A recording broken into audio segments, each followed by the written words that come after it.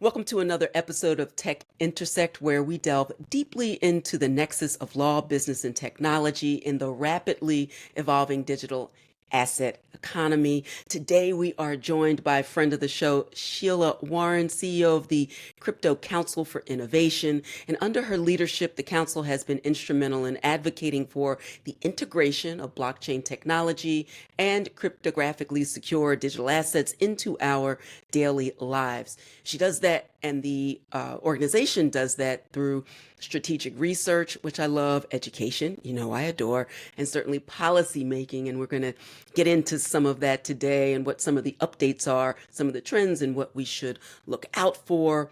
We stand on the brink of the 2024 presidential election. The role of crypto policy has never been more important. The only time it was more important was yesterday. So every day, it gets more important. We're talking lobbying, campaign donations, legislative decisions that will be more impactful and determinative than at any other time. We will talk about these dynamics and more. But first, Sheila, welcome. Thanks, Tanya. It's so good to be here. And thanks for having me. What a fun thing conversation with you. As I think about these issues and the present issues of the day, I'm quite active on the Twitters/X and certainly on LinkedIn, and we have our exchanges. You are both like boots on the ground, but you're up in the cloud. I'm not quite sure. I feel like we're going to meet at some point in time in like an airport lounge or something, going around the world. You're working tirelessly for advocacy in this space. For those who don't know what CCI does, why don't you start with just kind of a brief overview of that? And I think that sets the context for some of the topics that we'll dive into today. Sure, and thanks for that. So CCI stands for the Crypto Council for Innovation, where I am the first and inaugural CEO.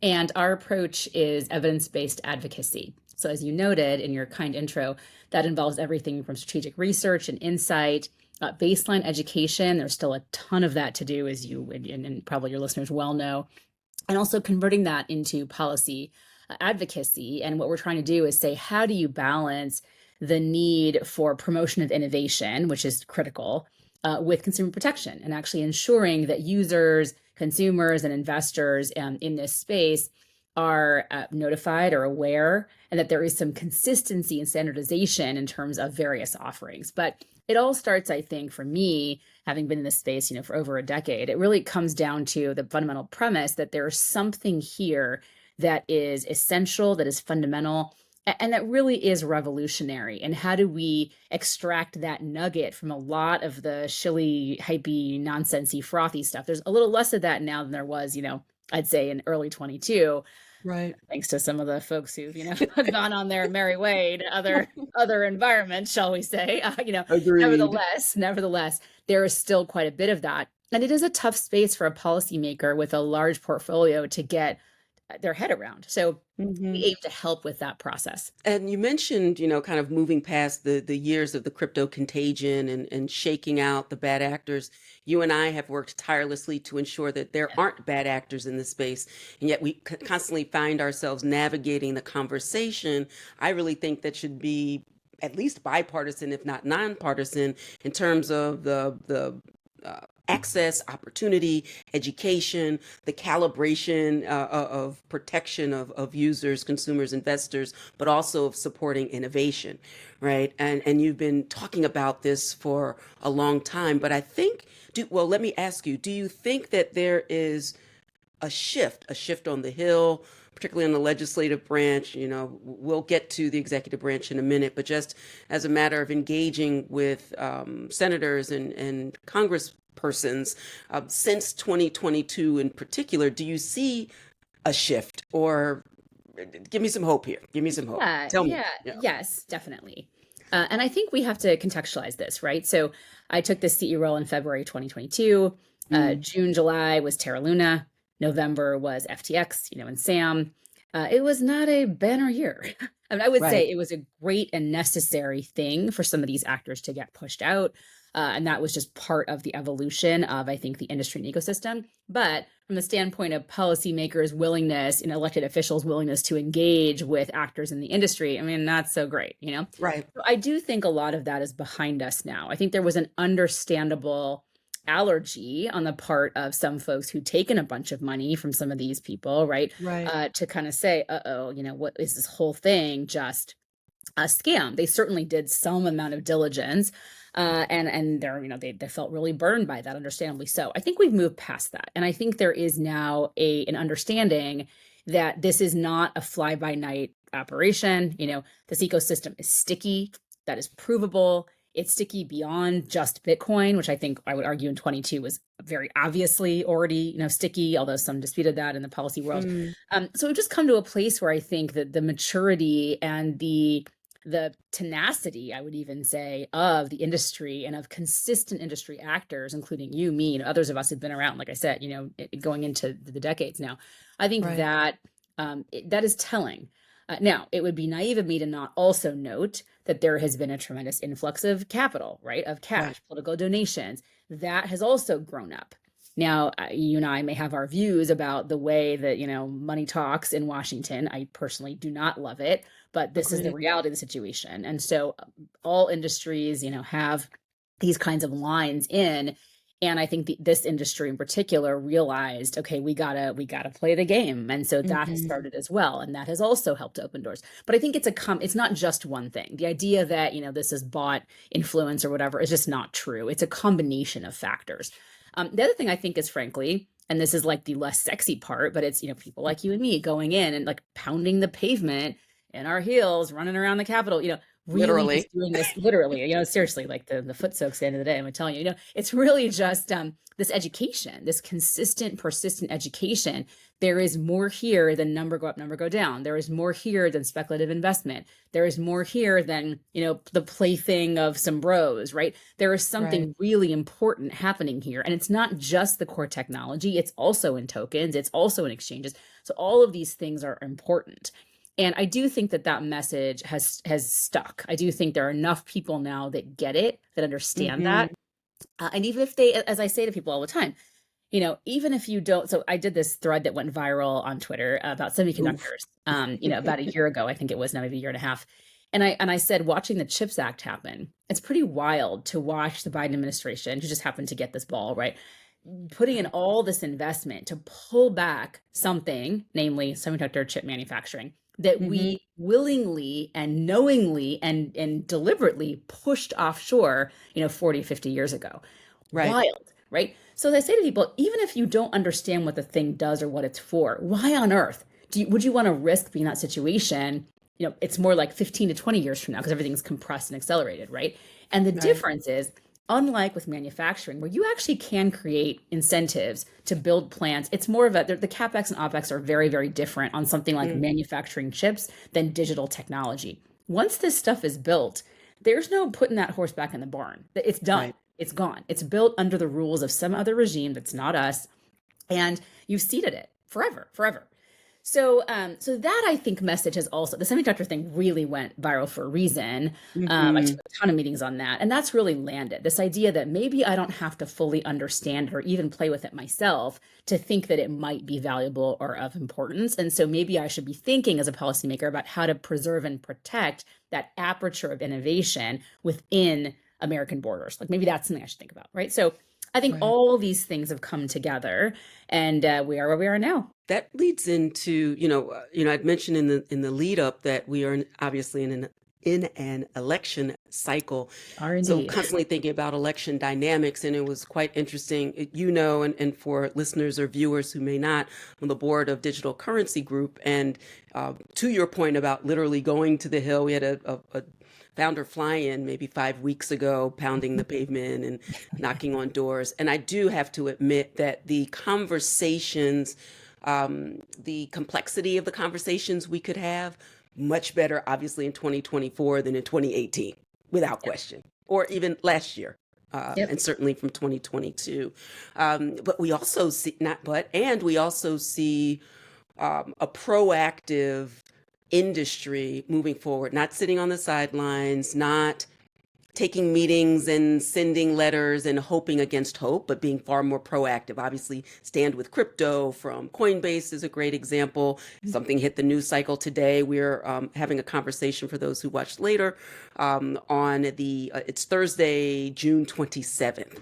And so and the the presidential debate is tonight as well. It's just in a few hours. So all of these election dynamics, lobbying efforts, and a ton of crypto-centered money coming in to influence various races, not the least of which is the presidential race. Final point here, and then getting your thoughts. DCG recently partnered with Harris Poll, as you know, to have a poll, conduct a poll in 6 key swing states, and learning that while it may not be the top issue, crypto and reasonable regulation and informed policymakers is a top of mind issue for voters in key states. And this will have, has the potential to have seismic impact and effect. I am, as a Black queer woman, I am deeply progressive. I also align very well from our GOP colleagues on this point of crypto. I can't afford to be a single issue voter, but I have extraordinary concerns about the approach that has been taken by this administration. So I say all that to set the context and kind of toss you the ball. Where are we in terms of the election dynamics at this point in time? Yeah, well, I'll flag something just to touch on it before I answer your question more directly, which is we're in an unprecedented global election cycle. Okay. Fair. So yeah, and we're a global, I didn't mention that we're actually a global organization. We're operational in the UK and Europe, and APAC and numerous jurisdictions. In APAC, I also have lines into the Middle East from previous work in South America and into the African continent. So we see this as a global opportunity, and we are in an unprecedented election situation. Something like 80% of GDPs around the world are under an election cycle this year. That's going in different directions in different places, right? So just contextualizing it in that way is what that means is that going forward into next year, to 25, we're going to have a lot of new leaders, a lot of new folks.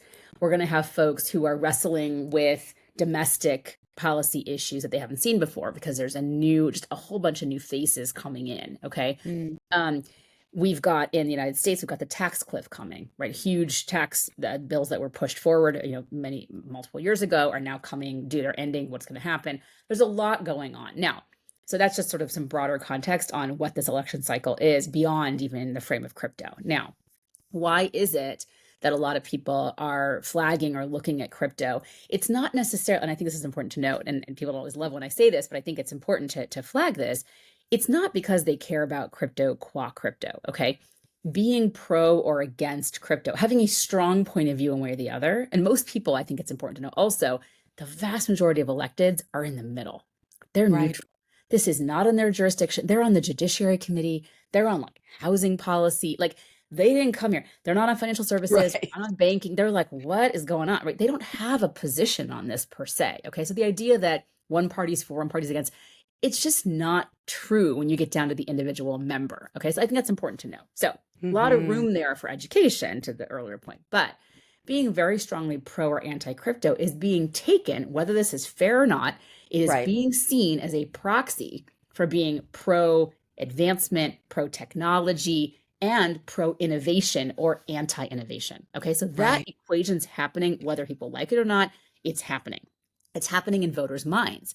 And because crypto is this kind of sexy new thing to a lot of people, they don't really get it. They think there's a lot of things they don't get, right? And they kind of feel like, well, wait a minute. My elected official should probably have a point of view on something that gets so much media attention. It's in the spotlight all the time. What do you mean they don't really know what that is? So it's all of these things. And so I think that as the demographic of the electorate starts to move younger and younger, that's a massive factor. We're not quite there yet. We got a couple more cycles where we're really seeing a massive transformation generationally in the bulk of voters. That's happening. There is this sense that you got to keep up with the times. And if you're not sort of with this thing, and look, some people who are pro crypto are very pro regulating crypto. It's not that they're let them do whatever they want, right? They're like, you got to regulate the thing because we want to have it because we think it might be important. It's the same sort of thing I was saying where if you don't really understand it, how are you going to bet? You're going to bet to keep it or bet to kick it out of the country? Those are sort of the options. So like I say, all of that is what's happening here. And And so I think we're in this moment where, yes, I do think that this industry is wielding, I think it's probably, and I'll say this as an advocate, I think we're wielding outsized influence compared to, market cap versus other. Great, right? Fair. That's all true too, right? But here we are. So when it comes to the presidential, I do actually think, funnily enough, I actually think that this kind of push is deeply relevant in down ballot races. And in this case, of course, the presidential, down ballot is everything from senators all the way down to local, right? I think you're seeing a lot of influence there. At the presidential, I remain unconvinced. There's so much going on. You got wars, Right. you got jobs, you got so much stuff, right? So the idea that this is going to tip the president, I just find that, look, people are going to say whatever they want to say. They're entitled to their opinions and beliefs. My personal view is meh. Like to your point, Right. there's a lot at stake in this election for a lot of people on both sides. And I think those issues are going to wind up being dispositive versus, the crypto kind of lobby pro or against. Either the anti-crypto army of, Senator Liz Warren, I think is going to wind up being as sort of as like the sort of pro-crypto influence of other folks, right? I just don't think it's the dispositive issue. But that doesn't hold for much of down ballot races where I do think, to your point into the poll, the Harris poll at DCG did, I do think this is turning out to be an outsized importance in people's minds.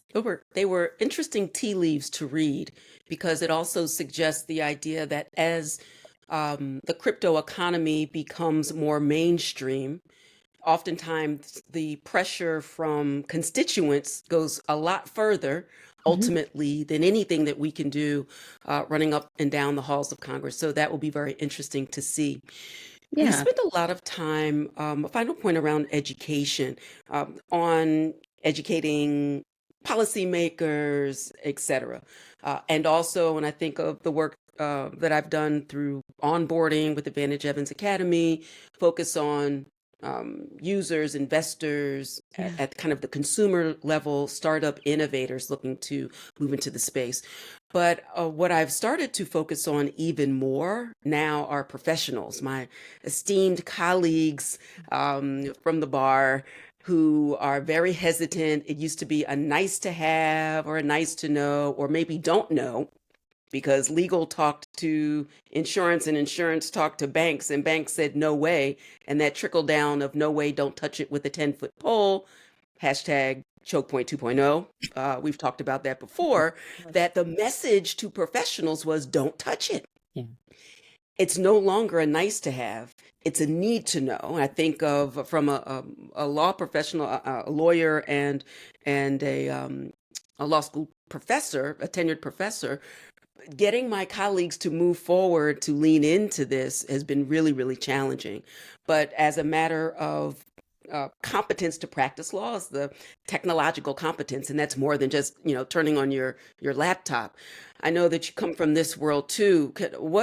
How do we frame the discussion for professionals for them to get ahead of the curve, knowing that the world and their client base and laws will change more in the next 2 years than they have probably in the last 20?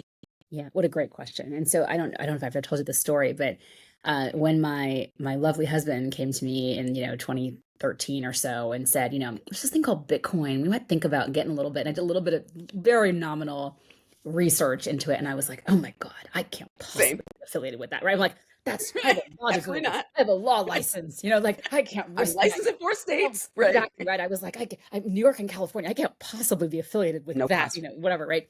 I had that reaction, and in 2013, I think even in 2013 that was not warranted, but it's certainly not warranted over a decade later, right? Right. So I think you're asking an excellent question, and frankly, to me, it's very tough to move. Lawyers have a particular, we'll stick with lawyers for a second, particular frame on things, very analytical, want a ton of evidence, really want to understand things in great detail. And most lawyers are not in any way technologists. So I had the advantage of having built a tech product. Like I've been a founder, builder, tech company as well. So I had that frame on it. And even I was skeptical in 2013, right? But I do think that it tends to be a very one-on-one conversation. And it comes down with a lot of lawyers to risk profile and risk analysis. And I do think things like the ETFs, have really helped open the door there to say, look, financial advisors who have a lot more at stake than you as a practicing legal professional do have decided that exposure to the asset in admittedly attenuated these different kinds of ways is not only legitimate, but important. It's an important offering. And look at Mm, the different firms that are creating these opportunities, right? And that are getting way ahead of the curve in terms of their offerings. Look at how many people mhm. submitted applications for these ETFs, right? For Bitcoin and then for Ethereum. It's some big name places that are not messing around. And so I do think Right. leveraging some of that is really helpful. But that's very new. It's a very new developments. Even previously, I start with kind of the problem. And so one thing I said recently on somewhere, I forget where I said it, was because I'm like, look, I actually think most people who consume and use the internet through social or the other means, which is basically everybody, right? I think that we all are actually oriented to a Web3 mindset. And the reason is because we all are like looking through those cookies and analytics, and I don't want my data. We have this visceral, whether we've been trained or we believe this, we've been trained to believe that data scraping is problematic. Okay, now I would argue data scraping is less problematic than people think, and it's all contextual. I ran a data, I have a lot of views on this. Mhm. Leaving that aside, most people have a knee jerk, oh no, I don't want someone taking I don't want them taking my data. Who's the them? Well, it's a Web2 company. Okay, well, what if you had a way of framing that data where it was held in a more open, transparent, permissionless system? You had the ability through a smart contract to understand where it's going. So I find that kind of leaning in with the data side of things and taking Mm, this kind of Web2 to Web3 transformational journey, people are already there. They're already right. there. The money part's a lot harder. When you go in and Right. you're like, is the global reserve currency the dollar or not, or should it be Bitcoin? People are like, what the hell are you talking about? And Right. rightfully so, right? They're like, what? Fair. What? Global reserve currency. Fair. You know Good. what I'm saying? And for most, the reality is for most Americans, especially those who are privileged enough to have a law degree, for example, most of us, the financial system is not broken for us. It was Right. broken a generation back or generations back. And for people like you and me, we know full well, immigrant families, Black families, we have that in our history. But for Right. most American professionals, it's not an active problem. And so they're like, Mm, what's this new form of money? That's not interesting to me. I don't really care. That's not how you have the conversation. You talk more about the core fundamental, which is about this open, permissionless, transparent, accountable system. And it's mm, very hard to be against that, right? It's very hard to be against that. So once you start there, I feel like people kind of understand what the opportunity is. And then you mhm. can kind of back into, okay, so let's think about how banks actually work. Who do they serve? Who do they not serve? And why? You can get into that discussion. But I think a lot Right. of folks tend to lead with that. And that, in my experience, has been pretty much, it was a non-starter for me. So why wouldn't it be for anybody else, right? No, Is how that's I think fair. I'm so glad that you highlighted that. I came in a bit later than you. I was in 2017, had the exact same reaction. Want no parts of the magic about internet it. money, but I was fascinated with a law review article that I was reading at the time at the intersection of distributed ledger technology and intellectual property. I'm an IP lawyer, technology, Yep. innovation, entertainment, and that was my rabbit hole moment. And then I realized in order to really fundamentally understand the reason that the technology came into being was, the first intermediation was financial products, but the range of things from privacy to, and identity to provenance, the wildly fascinating. So I do think looking, a quick search with your favorite search engine at the intersection of blockchain technology and what you do is a great entry point. So thank you for that. Yeah, A for sure. final point, it also makes me think of the intersection of blockchains or distributed protocols and artificial intelligence. And I know that you all have started writing a bit about that. That seems to be Yeah. kind of the next step as we unearth all of the data issues around these large language models, et cetera, and wondering if you had any thoughts about the trends there and things that you're looking out for. I do. I do. Before we wrap, I think at my last gig, I ran tech strategy for the World Economic Forum, and I oversaw data, metaverses, AI, like all of that, and the connection. And I do think that in the tech stack, you're going to need a blockchain, which is going to create everything from provenance of data. Offense and defense, being able to prove that some data went into your learning model and some did not go into your learning model, which is Mm, equally important, right? From you're an IP perspective, being able to prove I did not scrape that thing and use it illegally or whatever, right. or Great point. I paid the compensation for it that was due or whatever it is, right? Its own data, whatever it is, license, whatnot. So proving all of that, I think, is going to be important. But also around things like decentralized compute, centralized file storage, all these opportunities that mean that you don't have to have an existing massive data set to train an LLM to be useful, right? I also think smaller learning models are going to become more prevalent, like Oh, within contextualized learning models, an AI agent that represents me, that's trained on my data only. I still generate mhm. masses of data, but I just regardless, created one. I'll, it's I'll give really a plug cool, for it. right? Yeah. CryptoLawGuy.ai. Look Super into cool. it. I love it. So all these things, I am super into it. So all these things are coming, and I that's all the more reason why I think, to our earlier point about education, Yeah. having a sense of what's underlying the AI that you choose to use is going to be important as well. And all of that is it's not even on the horizon. It's been being built in the background for 5 to 10 years. And so, in my view, centralized AI is something I'm super passionate about. I actually think it's the next phase of the conversation, Mm. but we are nowhere near. I mean, it's so early. It's like early days of Bitcoin, right? It's so early, but it's coming, and it's going to be revolutionary, not just evolutionary. So, stay tuned. Sheila Warren, Crypto Council for Innovation. How can people learn more about you and the work of the uh, institute? Thanks. Yeah. So, we're on Twitter. Crypto Council is the handle, and I'm Sheila_Warren as well, and do a bunch of engagement there. Definitely on LinkedIn. I do tend to do. I kind of do more of my long form posts on LinkedIn. I think that's actually a Same. much better venue. Yeah, Twitter is its own thing, but like that's a much better place, I think. We also have a lot of content that comes to the Crypto Council. We have our weekly U.S. policy, global policy updates, what's happening in the world, explainers. Our website at cryptocouncil.org has a ton of information, everything from how Mhm. policy works, how policy is made for that side of the house, also explainers on everything from what's MEV, how does Bitcoin work, what's proof of work, what's proof of stake, like all these different explainers. They're meant to be understandable by total lay people. They are Right. not aimed at technologists. So the goal there is to give you a slice, to whet the appetite, to give you a sense you can understand the high level context of what the thing is and how it works. And then we have resources where if you want to go deeper, you can go and do that as well. So it's a great place for learners. I also have a podcast, as you kindly noted. That little thing I forgot to mention. That's okay. Ooh, It's called Money that's terrible. Reimagined. Yeah, we're going 4 years now, where we really do long form. And I will tell you, in my brain, my audience is my mom. So I'm always asking the threshold question, right? Like, you used a term. What is that thing? So if you're Yeah. looking for a new topic, they're pretty well organized. You can go through and search by topics. Yeah. And if you're looking to kind of get an understanding of a particular topic in this space, I think it's a great place to go. So yeah, those are the places you can find me. And thanks for asking. Excellent. I'll include all of those in the show notes. And we need like an on the ground correspondent. You'll be on the hill running down with your heels on, and we'll just get like for Tech Intersect.